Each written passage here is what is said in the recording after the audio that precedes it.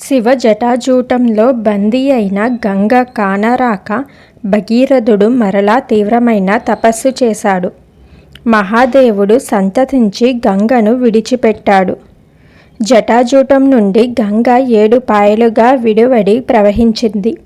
హ్లాదిని, పావని, నలిని ఈ 3 పాయలు తూర్పు దిక్కుగా, సుచక్షువు, సీత, సింధువు ఈ 3 పడమర దిక్కుగా ప్రవహించినవి. భగీరథుడి వెంట 7వ పాయ నడచినది. నడచిన ప్రాంతాలను ముంచెత్తుతూ మహావేగంగా కదిలింది. సుళ్ళు తిరుగుతూ నడిచింది. హోరున శబ్దం చేస్తూ పరిగెత్తింది. ఉట్టుంగ తరంగాలతో ఉవ్వెత్తున లేస్తూ కదిలింది.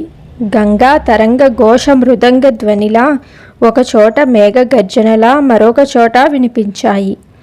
అంతకంటే వేగంగా ముందు పరిగెడుతున్నాడు భగీరథుడు.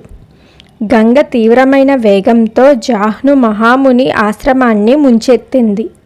గంగ చేసిన పనికి కోపంతో మహర్షి మొత్తం గంగానదిని ఒక్క గుక్కలో త్రాగి గంగను మాయం చేశాడు. ఒక్కసారిగా నిశ్శబ్దం. ఏమయ్యుంటుందా అని తిరిగి చూశాడు భగీరథుడు. గంగ కనపడలేదు. అర్థమయ్యింది. మరలా మహర్షిని సకల దేవ సంఘాలతో కూడి పరిపరి విధాలుగా ప్రార్థించాడు.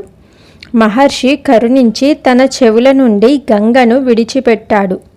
అప్పటి నుండి ఆవిడ జాహ్నవి అయ్యింది. మరలా భగీరథుడిని అనుసరించింది గంగ. సముద్రంలో ప్రవేశించి పాతాళానికి చేరి సగరపుత్రుల భస్మరాశి మీదుగా ప్రయాణించగా వారి పాపములు నశించి స్వర్గము చేరుకొన్నారు.